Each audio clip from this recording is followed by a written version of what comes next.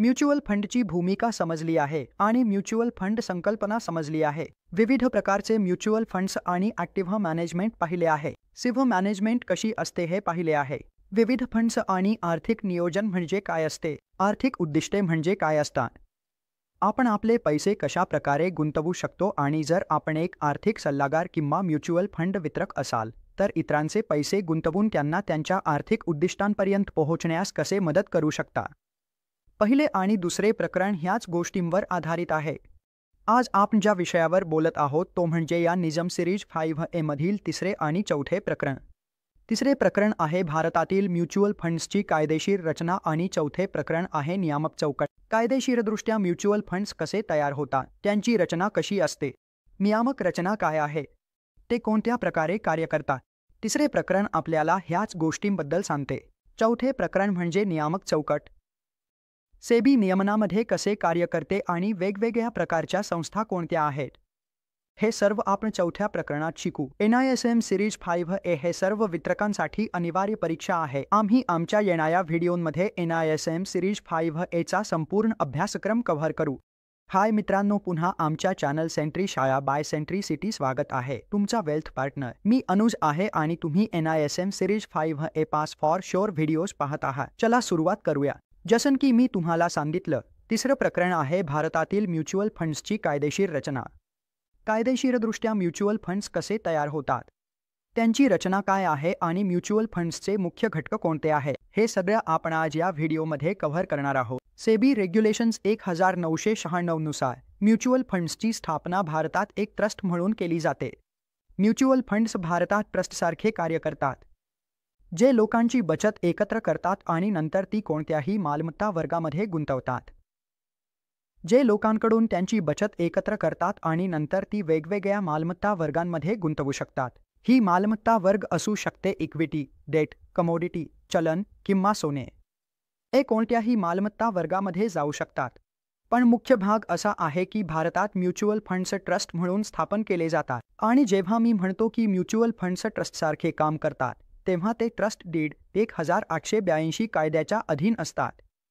Mutual fund trust एक किंवा अधिक प्रायोजकांद्वारे तयार केला जातो, जे म्युच्युअल फंड व्यवसायामागील मुख्य व्यक्ती असतात. प्रत्येक ट्रस्टचे स्वतःचे लाभार्थी असतात. लाभ ट्रस्ट नेहमीच आपल्या लाभार्थ्यांसाठी काम करतो. कोणताही ट्रस्ट असो, कसाही ट्रस्ट असो, त्याचे लाभार्थी असतातच. म्युच्युअल फंडच्या बाबतीत युनिट होल्डर्स आणि म्युच्युअल फंडमध्ये गुंतवणूक करणारे गुंतवणूकदार हेच लाभार्थी असतात. म्युच्युअल फंड ट्रस्टचे व्यवहार ट्रस्ट डीडद्वारे नियंत्रित केले जातात, जी प्रायोजक आणि ट्रस्टी यांच्यात केली जाते. म्हणून एक प्रायोजक आणि ट्रस्टी यांच्यात एक ट्रस्ट डीड तयार होते, जे म्युच्युअल फंडचे सर्व व्यवहार कसे असतील याबद्दल माहिती देते. म्युच्युअल फंड कसा कार्य करेल हे त्या डीडमध्ये नमूद केलेले असते. ट्रस्ट आपल्या ट्रस्टीच्या वतीने काम करतो. ट्रस्ट ॲक्टनुसार ट्रस्टींच्या माध्यमातून गुंतवणूकदारांच्या हिताचे संरक्षण करणे हे ट्रस्टींचे मुख्य कर्तव्य असते.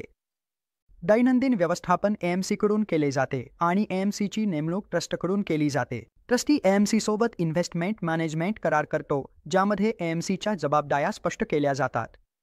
आता आपण म्युच्युअल फंड्सच्या मुख्य घटकांबद्दल बोलणार आहोत. ते कोणते कोणते घटक आहेत, कोणते वेगवेगळ्या प्रकारचे घटक आहेत ज्यांच्यामुळे म्युच्युअल फंड तयार होतो.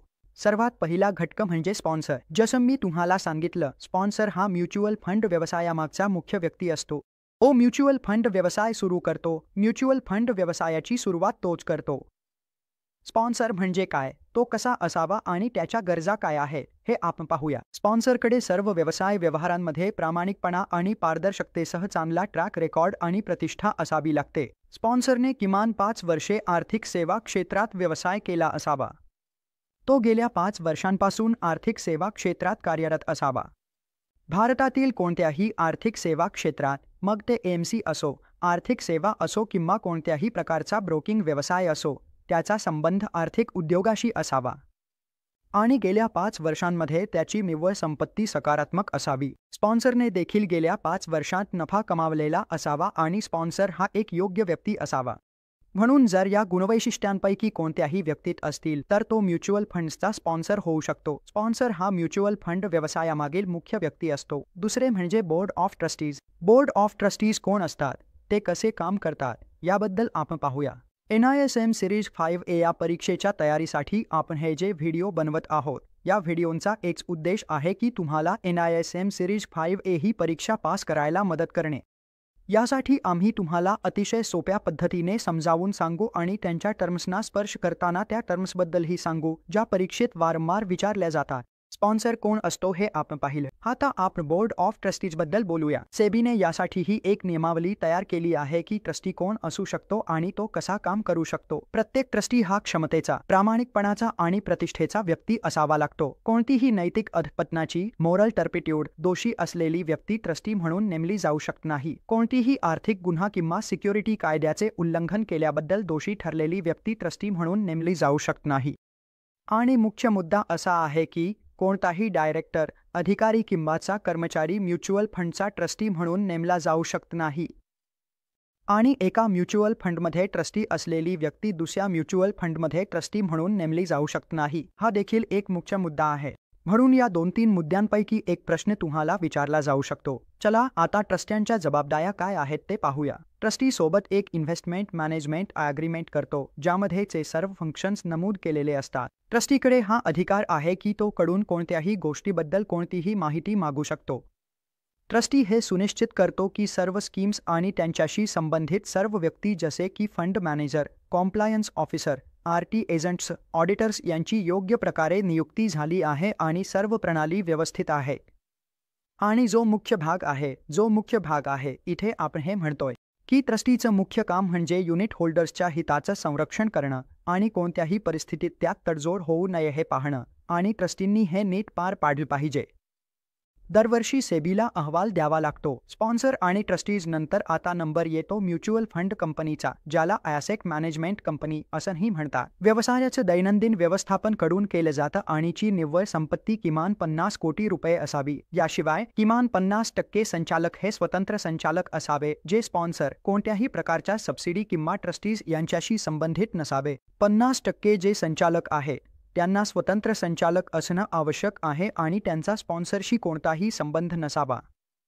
आता आपण AMCच्या जबाबदाऱ्यांबद्दल थोडं बोलूया. म्युच्युअल फंडांच्या कामकाजाची जबाबदारी AMCवर आहे. म्युच्युअल फंडच्या सर्व क्रियाकलापांची जबाबदारी AMCकडेच असते. आवश्यक कार्यालयांची व्यवस्था करणे, पायाभूत सुविधा, कर्मचारी, आवश्यक सॉफ्टवेअर उपलब्ध करून देणे, जाहिरात, विक्री आणि प्रमोशन हाताळणे हे सर्व AMCचे काम आहे. कोणताही नियामक चौकट असो किंवा कोणतीही सेवा द्यायची असो, हे सगळं काम AMCचं असतं. AMC जबाबदार पावले उचलेल आणि आवश्यक दक्षता पाळेल जेणेकरून कोणत्याही योजनेतील निधीची गुंतवणूक सेबी रेग्युलेशन्स कायद्याच्या तरतुदींविरुद्ध जाऊ नये याची खात्री होईल. सेबीने जे रेग्युलेशन कायदे बनवले आहेत AMC त्याच्याच अधीन राहून गुंतवणूक करेल. दैनंदिन सर्व क्रिया त्या तरतुदींनुसारच केल्या जातील. AMCची नियुक्ती ट्रस्टींच्या बहुसंख्येने किंवा 75% युनिट होल्डर्सने रद्द केली जाऊ शकते. पुढील आहे कस्टोडियन. कस्टोडियनकडे फंडाच्या मालमत्तेची जबाबदारी असते. फंडकडे असलेली सर्व मालमत्ता कस्टोडियनकडे ठेवली जाते. म्हणून कस्टोडियन सर्व फंडांची काळजी घेतो आणि या भूमिकेचा एक भाग म्हणून कस्टोडियनला विविध फंडांच्या योजनांच्या खरेदी किंवा विक्री व्यवहारांसाठी सिक्युरिटीज स्वीकाराव्या लागतात आणि त्यांची डिलिव्हरी द्यावी लागते. जेही खरेदी व्यवहार असतात किंवा विक्री व्यवहारांची जी काही रक्कम मिळते ती सर्व कस्टोडियनच प्रोसेस करतो आणि कस्टोडियनच म्युच्युअल फंड्सच्या वतीने सर्व व्यवहार सेटल करतो. सर्व कस्टोडियनना सेबीकडे सेक्शन 90-96 अंतर्गत नोंदणी करणे आवश्यक आहे. अनुपालन कार्य. कंप्लायन्स फंक्शन हे सुनिश्चित करते की सर्व कायदेशीर औपचारिकता AMCकडून पूर्ण केल्या गेल्या आहेत.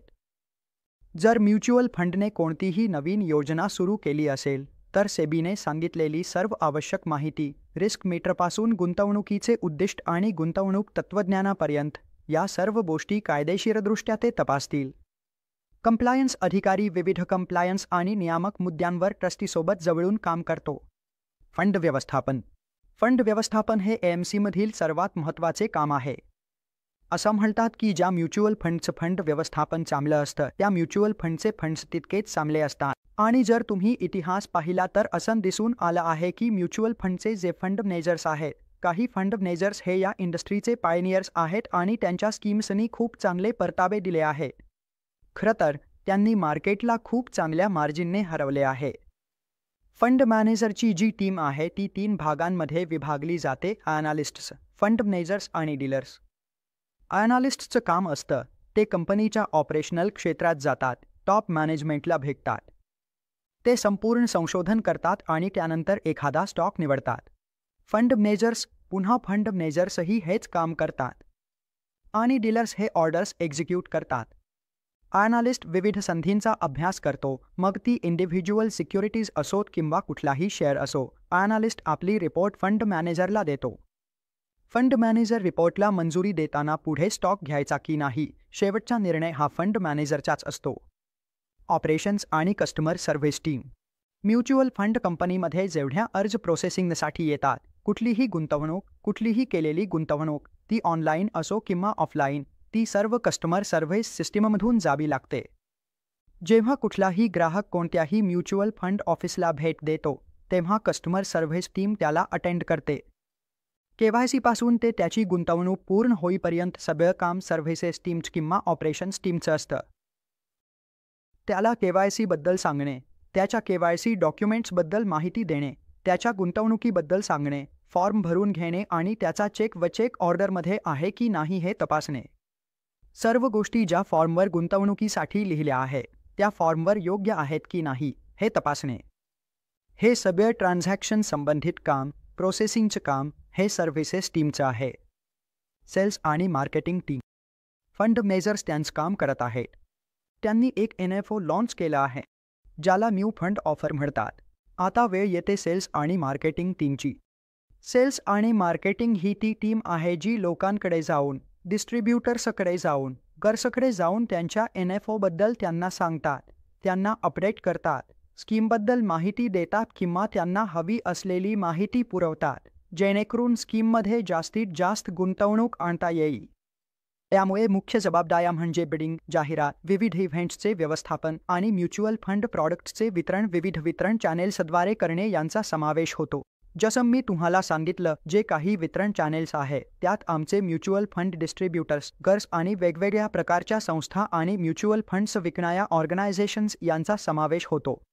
सेल्स आणि मार्केटिंग टीमचं मुख्य उद्दिष्ट हेच असतं की जास्तीत जास्त पैसा म्युच्युअल फंड स्कीम्समध्ये गुंतवला जावा, आणला जावा किंवा इन्व्हेस्ट करवला जावा. पुढचा विषय आहे रजिस्ट्रार आणि ट्रान्सफर एजंट. जेव्हा एखादा गुंतवणूकदार AMCकडे येतो, तेव्हा तो आपली अर्जाची फॉर्म AMCला चेकसह देतो. AMC संध्याकाळी त्यांच्याकडे आलेल्या सर्व इन्व्हेस्टरच्या अर्जांचे बंडल रजिस्ट्रार आणि ट्रान्सफर एजंटकडे प्रोसेसिंगसाठी पाठवतात. RTAचं मुख्य काम हेच आहे की अर्जांची प्रक्रिया करणे. ते सर्व अर्ज तपासतील, सर्व काही योग्य क्रमात आहे का ते पाहतील, चेक तपासतील, अर्ज तपासतील आणि त्यानंतर ते प्रोसेस करून युनिट्स अलॉट करतील. मग पुढील अकाउंट स्टेटमेंट AMCला, डिस्ट्रीब्युटरला पाठवतील आणि इन्व्हेस्टरचे सर्व रेकॉर्ड ते मेंटेन करतील. भारतात 2 रजिस्ट्रार आणि ट्रान्सफर एजंट आहे. पहिले म्हणजे कॅम्प्स आणि कार्वी. काही AMC कॅम्प्ससोबत काम करतात आणि काही ॲसेट मॅनेजमेंट कंपन्या कार्वीसोबत काम करतात. मुख्य मुद्दा इथे असा आहे की एखाद्या म्युच्युअल फंड कंपनीसाठी RTA नियुक्त करणे अनिवार्य नाही. संपूर्ण ट्रान्झॅक्शन प्रक्रिया कंपनी स्वतःच्या घरातही करू शकते, म्हणजेच स्वतःही करू शकते. प्रोसेसिंगसाठी अर्ज पुढे पाठवणे, RTAकडे पाठवणे हे अनिवार्य नाही. सेबीने सांगितले आहे की हे AMCवर अवलंबून आहे. ते स्वतः करू इच्छित असतील तर करू शकतात, अन्यथा ते आपला व्यवसाय बाहेरच्या संस्थेला आउटसोर्स करू शकतात. ते केअर RTI, टॅम्स किंवा KRA यांना नियुक्त करू शकतात, अर्ज प्रक्रिया करण्यासाठी आणि गुंतवणूकदारांचे रेकॉर्ड राखण्यासाठी. पण सर्व RTI सेबीकडे नोंदणीकृत असणे आवश्यक आहे. डिस्ट्रीब्युटर्स म्युच्युअल फंड युनिट्स गुंतवणूकदारांना विकण्यात खूप महत्त्वाची भूमिका बजावतात. म्युच्युअल फंड वितरक म्हणजे असे लोक जे निजम सिरीज 5 म्युच्युअल फंड वितरक परीक्षा उत्तीर्ण झाल्यानंतर म्युच्युअल फंडच्या साठी अर्ज करतात. MF रजिस्ट्रेशन नंबर ज्याला म्हणतात, तो नंतर MFकडून मिळतो. त्याच्यानंतर ते स्वतःला त्या AMCमध्ये एम्पॅनेल करतात जिथे त्यांना व्यवसाय करायचा असतो. त्याच्यानंतर ते म्युच्युअल फंड योजनांच्या युनिट्सची विक्री सुरू करतात. कोणत्याही म्युच्युअल फंड AMCमध्ये देशात 40पेक्षा जास्त AMC आहेत. ते सर्वांसोबतही एम्पॅनेल होऊ शकतात आणि आपला व्यवसाय सुरू करू शकतात. यापैकी कुणीही म्युच्युअल फंड डिस्ट्रीब्युटर होऊ शकतो. ते बँका असू शकतात, ते व्यक्ती असू शकतात, ते संस्था असू शकतात, ती ब्रोकिंग कंपनी असू शकते. KYC नोंदणी एजन्सीज. केवायसी खूप महत्त्वाचं आहे जर तुम्ही आज म्युच्युअल फंडमध्ये गुंतवणूक करत असाल. केवायसी शिवाय तुमची गुंतवणूक होऊ शकत नाही. पहिला भाग म्हणजे केवायसी. गुंतवणूक करण्यापूर्वी केवायसी असणं अनिवार्य आहे. हे एकदाच करायचं असलेलं प्रक्रिया आहे. तुम्हाला केवायसी फक्त एकदाच करावी लागते. त्यानंतर तुम्ही केलेल्या कोणत्याही गुंतवणुकीसाठी प्रत्येक वेळी तुम्हाला केवायसीचे कागदपत्र द्यावे लागत नाही. पॅन कार्ड आणि आधार कार्ड केवायसीसाठी अनिवार्य आहेत. भारतात काही केवायसी नोंदणी एजन्सीज आहेत, जसं की काम्स, कार्वी या भारतातील केवायसी नोंदणी एजन्सीचे काही उदाहरणे आहेत. शेअर बाजार आणि व्यवहार प्लॅटफॉर्म्स. आजच्या डिजिटलायझेशनच्या जगात म्युच्युअल फंड्समधील 90% व्यवहार ऑनलाईन होतात. आज म्युच्युअल फंडमध्ये गुंतवणूक करणे इतके सोपे झाले आहे, जसे की चित्रपटाची तिकिटे बुक करणे. फक्त एका मिनिटात तुम्ही तुमची SIP सुरू करू शकता. भारतामध्ये BSE म्हणजेच बॉम्बे स्टॉक एक्सचेंजचे एक प्लॅटफॉर्म आहे. BSE स्टार MF आणि NSEचेही एक प्लॅटफॉर्म आहे, जे वापरून गुंतवणूकदार, म्युच्युअल फंड कंपन्या, म्युच्युअल फंड डिस्ट्रीब्युटर्स हे सॉफ्टवेअर वापरून अतिशय सोप्या पद्धतीने त्यांच्या गुंतवणूकदारांचे पैसे गुंतवू शकतात. चला या अध्यायाचा शेवटचा विषय पाहूया. भारतातील म्युच्युअल फंड्स असोसिएशनचे भूमिका आणि कार्य म्हणजेच MFI. MFIचे उद्दिष्ट म्हणजे म्युच्युअल फंड उद्योगाच्या कार्यक्षेत्रात उच्च व्यावसायिक आणि नैतिक मानदंड निश्चित करणे आणि त्यांचे पालन करणे. सेबीसोबत संवाद साधणे आणि म्युच्युअल फंड उद्योगाशी संबंधित सर्व बाबींवर सेबीसमोर प्रतिनिधित्व करणे. सरकार, RBI आणि इतर संस्थांसमोर म्युच्युअल फंड उद्योगाशी संबंधित बाबींवर प्रतिनिधित्व करणे. डिस्ट्रीब्युटर्सचे नियमन आणि कार्यपद्धती ठरवणे, त्यात शिस्तबद्धात्मक कारवाईचाही समावेश आहे. कोणत्याही डिस्ट्रीब्युटरने आचारसंहितेचे उल्लंघन केल्यास त्याच्यावर कारवाई केली जावी. MFIचे सर्वात मोठे काम म्हणजे गुंतवणूकदारांच्या हिताचे संरक्षण करणे आणि त्याचबरोबर म्युच्युअल फंड डिस्ट्रीब्युटर्सचे नोंदणी करणे, तसेच त्यांना ARN नंबर वाटप करणे, जे म्युच्युअल फंड डिस्ट्रीब्युटरसाठी अनिवार्य आहे. येथे एक महत्त्वाचा मुद्दा असा आहे की MFI ही ना रेग्युलेटरी बॉडी आहे ना सेल्फ रेग्युलेटरी ऑर्गनायझेशन. तिसरे प्रकरण थोडेसे सैद्धांतिक आहे, पण त्यातील सर्व महत्त्वाचे मुद्दे आणि कीवर्ड्स हेच होते. आपल्याला निजम सिरीज 5 हा मॉड्यूल क्लिअर करण्यासाठी संपूर्ण तपशीलवार माहितीची गरज नाही. जितके मुद्दे मी तुम्हाला सांगितले आहे, त्यांची एक ओळीतील व्याख्या पुरेशी आहे निजम परीक्षा क्लिअर करण्यासाठी. खूपच तपशीलवार माहिती. जर तुम्हाला कोणत्याही टॉपिकबद्दल हवी असेल किंवा कोणत्याही टॉपिकवर सविस्तर चर्चा हवी असेल तर तुम्ही कमेंट करून आम्हाला सांगू शकता. तुम्ही आम्हाला मेसेज करू शकता, कॉलही करू शकता. त्या टॉपिकवर आम्ही सविस्तर व्हिडिओ बनवू आणि तुमचे ज्ञान वाढवू. चॅप्टर 3चे मुख्य मुद्दे हेच होते जे आज आपण कव्हर केले. आता चॅप्टर 3 मधील काही महत्त्वाचे प्रश्न पाहूया, जे वारंवार निजम सिरीज 5 मध्ये विचारले जातात. प्रश्न क्रमांक 1. म्युच्युअल फंड्स हे भारतात ट्रस्ट म्हणून स्थापन केले जातात. ट्रस्टचे लाभार्थी कोण आहे?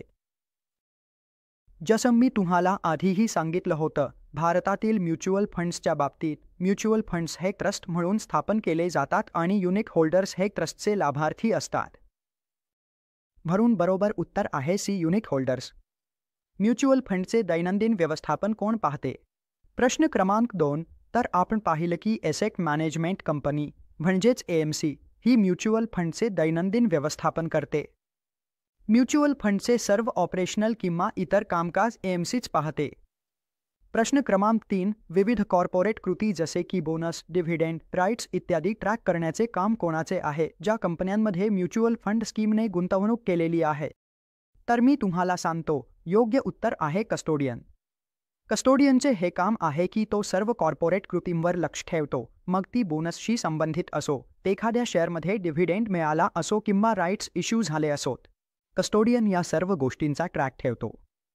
प्रश्न क्रमांक 4. रजिस्ट्रार आणि ट्रान्सफर एजन्सीचे कार्य एसेट मॅनेजमेंट कंपनीपासून स्वतंत्र असावे लागते आणि ते इनहाऊस ठेवता येत नाही. हे विधान खरे आहे की खोटे? सांगा. आपण आपला व्यवसाय आउटसोर्स करतो, जसे की कोणतेही कॅम्पस किंवा कार ट्रान्सफर एजंट म्हणून आपण नियुक्त करतो. ते अनिवार्य आहे का नाही? तर जसं मी तुम्हाला व्हिडिओमध्येही सांगितलं होतं की RTA नियुक्त करणं अनिवार्य नाही. एक म्युच्युअल फंड कंपनी इच्छित असल्यास सगळं प्रोसेसिंगचं काम स्वतःही करू शकते. हे अजिबात अनिवार्य नाही. म्हणून पर्याय चुकीचा आहे. प्रश्न क्रमांक 5. कोणत्या एजन्सीमध्ये म्युच्युअल फंड डिस्ट्रीब्युटर्स नोंदणीकृत असतात? म्युच्युअल फंड डिस्ट्रीब्युटर्स हे association of mutual funds in India मध्ये नोंदणीकृत असतात. म्हणून उत्तर आहे डी. आता आपण चौथ्या अध्यायाकडे जात आहोत, जो आहे म्युच्युअल फंड्सचा कायदेशीर आणि नियामक चौकट, ज्यामध्ये आपण रेग्युलेटर्स बद्दल चर्चा करू. हे वेगवेगळ्या प्रकारचे रेग्युलेटर्स आहेत जे आज आपल्या वित्तीय सेवा उद्योगाचे नियमन करतात आणि त्या रेग्युलेटर्सची भूमिका काय आहे. सर्वप्रथम मी तुम्हाला वेगवेगळ्या प्रकारच्या रेग्युलेटर्सबद्दल सांगतो. भारतामध्ये कोणते कोणते रेग्युलेटर्स आहेत आणि ते कोणत्या क्षेत्राचे नियमन करतात. Number 1 RBI. आरबीआय बँकिंग सिस्टीमचे नियमन करते. आज जे काही बँका आहे किंवा बँकिंगशी संबंधित जे काही व्यवहार आहे त्यांचे नियमन आरबीआय करते. Securities and exchange board of India SEBI share market आणि शेअर मार्केटशी संबंधित सर्व रेग्युलेटरीचे नियमन करते. शेअर मार्केटचे नियमन सेबी करते. Insurance and regulatory development authority of India IRDA insurance मार्केटचे नियमन करते आणि pension fund regulatory and development authority फदा हे पेन्शन मार्केटचे नियमन करते. हे सर्व रेग्युलेटर्स वित्त मंत्रालयाच्या अखत्यारीत येतात. वित्त मंत्रालयाच्या अंतर्गत हे सर्व रेग्युलेटर्स काम करतात आणि आपापल्या संबंधित क्षेत्राचे ते नियमन करतात. सर्वात आधी आपण बोलूया securities and exchange board of India म्हणजेच सेबीच्या भूमिकेबद्दल. सेबीची फक्त एकच भूमिका आहे, गुंतवणूकदारांच्या हिताचे संरक्षण करणे. कोणत्याही गुंतवणूकदारासोबत काहीही चुकीचे घडू नये याची खात्री सेबी फक्त आणि फक्त करते की गुंतवणूकदाराचा हितसंबंध सर्वात वर ठेवला जावा. आणि सेबीने काही महत्त्वाचे मुद्दे सांगितले आहे ज्यामुळे तो आपला हा उद्दिष्ट साध्य करतो. आणि हे 3 मुद्दे म्हणजे सिक्युरिटीज जारी करणाऱ्यांकडून माहिती उभे करणे, म्हणजेच ज्या कंपन्या शेअर्स आणि डिबेंचर्स जारी करतात आणि म्युच्युअल फंड्स ज्या म्युच्युअल फंड युनिट्स जारी करतात. सिक्युरिटी मार्केटमधील व्यवहारांची कार्यक्षमता आणि कमी व्यवहार खर्च. म्युच्युअल फंड नियमावली. म्युच्युअल फंड्सबद्दल बोलायचं झालं तर सेबीच म्युच्युअल फंड्सला नियंत्रित करते. पण भारतात म्युच्युअल फंड्ससाठी एक स्वतंत्र संस्था तयार करण्यात आली आहे, एम्फी नावाची, जी फक्त म्युच्युअल फंड्सचे नियमन करते. म्हणून जे डायरेक्ट सेलिंग आहे किंवा जे इक्विटी मार्केट आहे, शेअर मार्केट आहे, ते सेबी नियंत्रित करते आणि सेबीने म्युच्युअल फंड्ससाठी एक वेगळी शाखा तयार केली आहे, जिला आपण एम्फी या नावाने ओळखतो. Association of mutual funds in India म्हणजेच सर्व म्युच्युअल फंड्स एम्फीद्वारे नियंत्रित केले जातात. एम्फी सेबीला रिपोर्ट करते आणि म्युच्युअल फंड्सना नियंत्रित करण्यासाठी सेबीने काही निर्बंध किंवा काही असे मुद्दे सांगितले आहेत जे एम्फीने म्हणजेच म्युच्युअल फंड कंपनीने करायचे आणि काही करायचे नाही. आणि हे मुद्दे असे आहेत की म्युच्युअल फंड कंपन्या केवळ डिलिव्हरी बेसिसवरच सिक्युरिटीज खरेदी करतील. त्या कोणत्याही शेअरला लिव्हरेजवर घेणार नाहीत. मार्जिन ट्रेडिंग करू शकत नाही. कोणताही शेअर घेतला असेल तर तो फक्त बाय अँड होल्ड स्ट्रॅटेजीसाठीच घेतला जाईल. असं नाही की आज त्यांनी इंट्राडेसाठी कुठलाही शेअर घेतला आहे किंवा दुसऱ्या दिवशी विकला आहे किंवा खूप लवकर ट्रेडिंग करत आहे, लिव्हरेजड पोझिशन घेत आहे, डेरिव्हेटिव्हचा वापर करत आहे. हे सर्व पूर्णपणे मनाई आहे. म्युच्युअल फंड कंपनी कोणतेही कर्ज देऊ शकत नाही. म्युच्युअल फंड कंपनी कोणत्याही युनिट होल्डरला कोणतेही कर्ज देणार नाही आणि म्युच्युअल फंड स्कीम कोणत्याही अनलिस्टेड सिक्युरिटीत गुंतवणूक करणार नाही. केवळ ज्या सिक्युरिटीज लिस्टेड आहेत त्यातच गुंतवणूक केली जाईल. अनलिस्टेड सिक्युरिटीजमध्ये गुंतवणूक केली जाणार नाही. एक म्युच्युअल फंड स्कीम दुसऱ्या म्युच्युअल फंड स्कीममध्येही गुंतवणूक करू शकते, पण एकूण नेट मालमत्तेच्या 5% जास्त नाही. एक इक्विटी स्कीम एका इक्विटी शेअरमध्ये 10% जास्त एक्सपोजर घेऊ शकत नाही. म्हणून कमाल मर्यादा 10% आहे.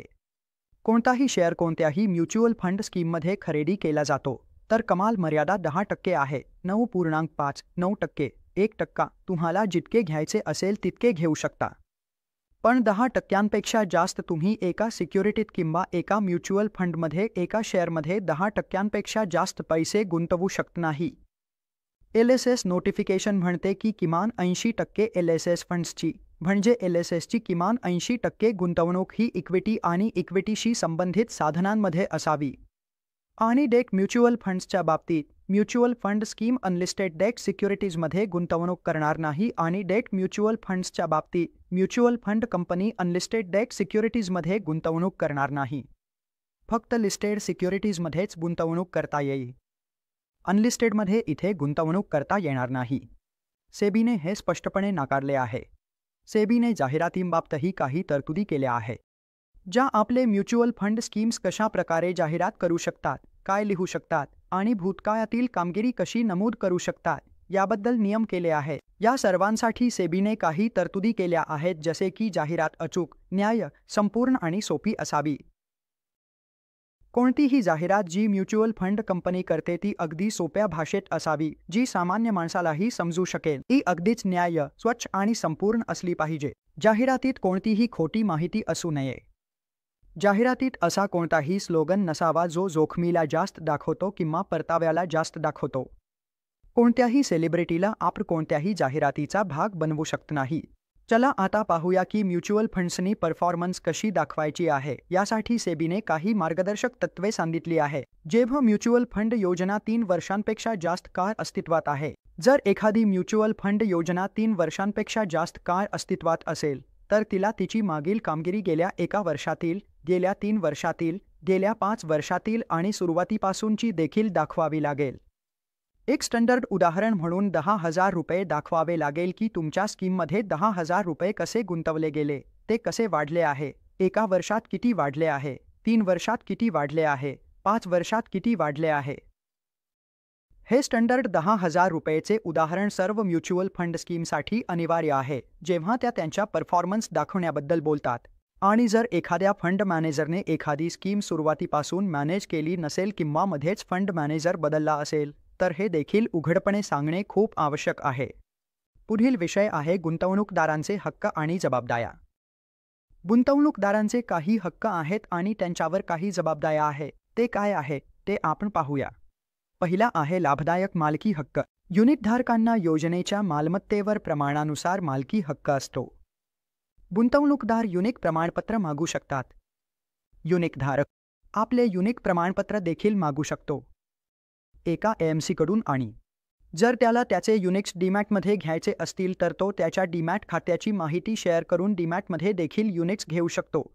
डिस्ट्रीब्युटर बदलण्याचा हक्क। गुंतवणूकदाराकडे हा हक्क आहे की तो आपला डिस्ट्रीब्युटर कधीही बदलू शकतो, आणि एएमसीला डिस्ट्रीब्युटरला हे सांगणेही आवश्यक नाही की गुंतवणूकदाराने डिस्ट्रीब्युटर बदलला आहे।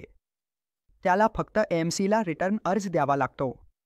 पुढील हक्क म्हणजे कागदपत्रांची तपासणी करण्याचा हक्क। गुंतवणूकदाराकडे हा हक्क आहे की तो एएमसीची कागदपत्रे पाहू शकतो। सर्व कागदपत्रे जसे की ट्रस्ट डीड, इन्व्हेस्टमेंट मॅनेजमेंट करार, कस्टोडियन करार, आरटीए करार आणि एएमसीचे आर्टिकल्स ऑफ असोसिएशन, हे सर्व कागदपत्रे गुंतवणूकदार तपासू शकतो। पुढील हक्क म्हणजे नामनिर्देशित व्यक्ती नियुक्त करण्याचा हक्क। एक गुंतवणूकदार 3 नामनिर्देशित व्यक्ती नियुक्त करू शकतो आणि प्रत्येक नॉमिनीला किती टक्के वाटा द्यायचा हेही सांगू शकतो। आणि जर त्याने टक्केवारी सांगितली नसेल तर तिघांनाही समान भागात वाटप केले जाईल। पुढील हक्क म्हणजे म्युच्युअल फंड युनिट्स गहाण ठेवण्याचा हक्क। एक गुंतवणूकदार आपले युनिट्स कोणत्याही फायनान्सरकडे, कोणत्याही बँकेत किंवा कोणत्याही एनबीएफसीकडे गहाण ठेवू शकतो आणि त्याच्या बदल्यात कर्ज घेऊ शकतो। कोणत्या म्युच्युअल फंड स्कीमवर किती कर्ज मिळेल हे पूर्णपणे फायनान्सरवर अवलंबून असते। सेबीने म्युच्युअल फंड गुंतवणूकदारांसाठी आणि सर्वसामान्य गुंतवणूकदारांसाठी एक तक्रार निवारण प्रणाली देखील तयार केली आहे। जर कोणताही गुंतवणूकदार कोणत्याही म्युच्युअल फंडकडून किंवा कोणत्याही कंपनीकडून, कोणत्याही फायनान्शियल सर्व्हिसेस कंपनीकडून त्यांच्या सेवा जर त्याला आवडल्या नाहीत किंवा त्याला कोणत्याही प्रकारे त्रास दिला गेला असेल, तर तो आपली तक्रार सेबीकडे नोंदवू शकतो। ते कसे करता येईल ते आपण पाहूया। सेबीने एक वेब बेस्ड सिस्टीम तयार केली आहे, scores.gov.in, ज्यावर जाऊन गुंतवणूकदार आपली तक्रार नोंदवू शकतो। हे काही मुद्दे आणि कीवर्ड्स होते चौथ्या प्रकरणातून। आता आपण चौथ्या प्रकरणातील काही प्रश्न पाहूया। खालील प्रश्न क्रमांक 1 भारतातील म्युच्युअल फंडांचे नियमन करतो। भारतामध्ये म्युच्युअल फंड्सचे नियमन कोण करते? Securities and exchange board of India, association of mutual funds India, asset management कंपन्या किंवा म्युच्युअल फंड्सचे ट्रस्टी बोर्ड। तर जसं आपण पाहिलं, म्युच्युअल फंड्सचं नियमन सेबी करते, म्हणजेच securities and exchange board of India. प्रश्न क्रमांक 2, म्युच्युअल फंड्स केवळ डिलिव्हरी बेसिसवरच सिक्युरिटीज खरेदी आणि विक्री करू शकतात? खरे आणि खोटे? म्युच्युअल फंड्स फक्त आणि फक्त डिलिव्हरी बेसिसवरच सिक्युरिटीज खरेदी विक्री करू शकतात। हे विधान बरोबर आहे की चुकीचं? उत्तर द्या। उत्तर आहे बरोबर।